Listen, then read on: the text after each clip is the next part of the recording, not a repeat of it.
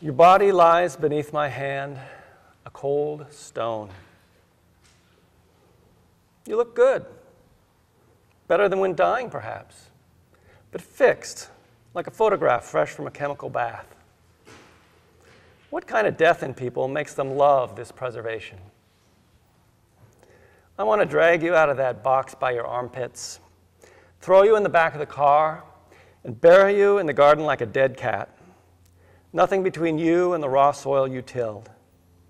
Billions of hungry mouths ready to eat you out of the limits of your skin. Guts exploding with gases like a newborn star. The grass by the fence row sparkling with spring rain. Waving in the wind. Roots reaching softly down into your corpse to resurrect it.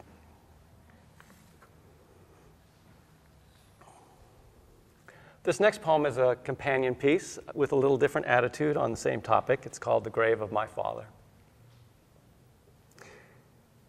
I must place with you, like King Tutankhamun in his tomb, the things you will need in the afterlife to know who you are. A deck of cards, some whiskey, a pocket knife, baling wire, and duct tape. There must be duct tape. Some stocks to trade, a picture book about the war. You are a simple man. You do not need jewels or robe. But a wife would be handy, I think, to tell you how to dress, to tell you what to do, someone to resist, and someone not your wife to flirt with. I'm not sure how I'll get them in. These things don't go over well these days, you know. I would place in there the open sky, packets of seeds, and lots of loam. Well, I guess the last you will not need for you are lying in it, nor the sky, for it is always with you in the blue of your eyes. With these few things, I know you will be comfortable, and not too lost or at loose ends in the fields of the beyond.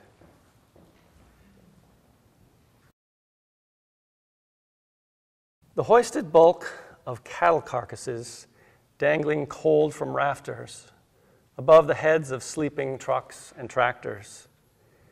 And my father on a ladder with a saw, carving off a quarter, letting it down slowly onto his partner's shoulders, who'd stagger under its weight to the shop. I never saw the blast to the temple, the gutting or the skinning, but the naked side of so much red muscle, shrink-wrapped in clear fascia and packed in a white glut of fat, dropped its own dead weight on a boy's shoulders.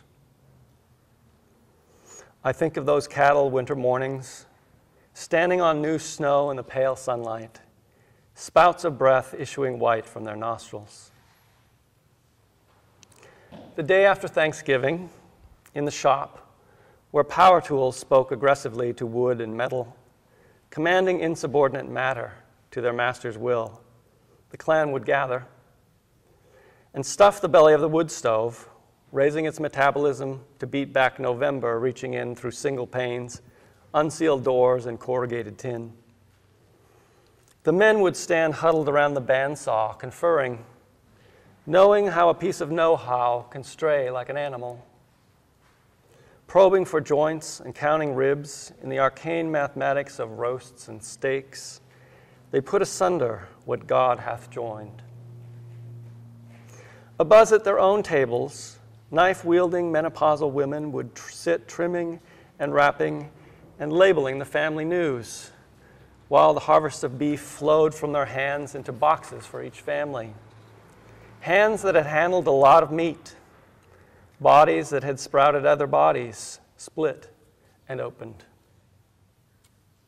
My job at the slaughter bench, shoving scraps down the grinder's gargling throat with a wooden mallet, fingers lifting and dropping cold meat, feet stranded on heat-sucking concrete, watching the last ruins of these well-buttressed cathedrals of bone become a trackless heap in a metal bowl.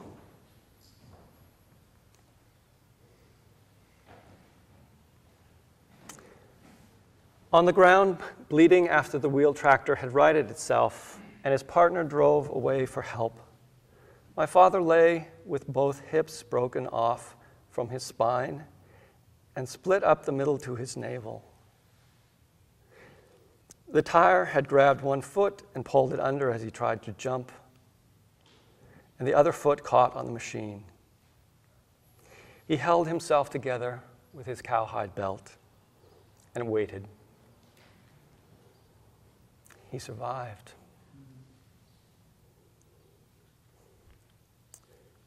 I still keep that belt.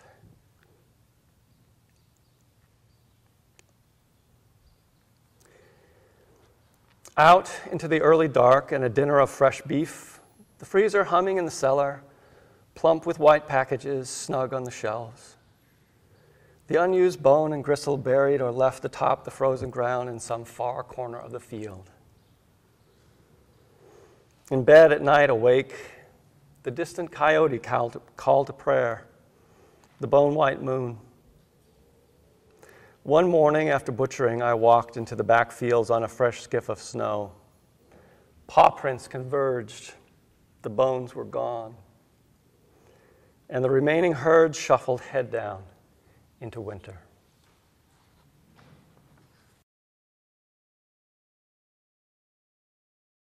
A few appeared when I was young, rough as barn boards, strong as baling wire, looking for work and food. They ate in the grass at the driveway's end down the long row of cottonwoods. My mother sent them there, away from the house. I wandered down with my dog to see them, these ruthless men who walked out of nowhere. They walked out of the back roads and fields of my memory today. Why did they come?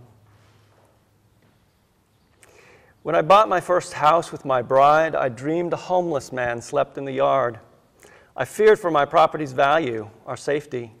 We tried to make him leave, but he knew he belonged, unwelcome, lest I forget. These city bums, they don't seem the same. I did not pity the hobos of my youth, faces suntanned and lined with sorrow. They came, hat in hands, ashamed, and knew the dignity of shame. They knew life owed them nothing, and let nothing own them.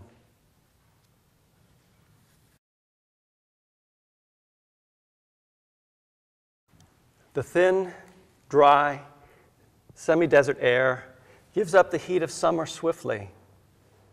Like stepping away from a campfire, a chill meets you, and with it the smell, a sweet, fertile smell of wheat straw growing damp, erotic in the folds of the hills, slipping into darkness. Sounds begin to carry as on water through the still air. A voice across the highway, through some acoustic magic, speaks quietly in the ear, and one by one, stars appear in the auditorium of heaven, like people seating themselves for a show. Standing outside, looking into the lit house, to that world oblivious to dusk, lost in its whiskey glow and conversation. Standing in cool darkness, growing darker as the day flees west, soft curves of silhouetted hills fading, dark seeping up from pores in the earth sweating dew. The tall grain stirs from its stillness and whispers something unspeakable and seductive. To come away from the human and be of the earth, of the dusk, of the reclusive silence waiting to be heard. Go into the venereal hills, exhaling into your face, and rest in the house of night. Thank you.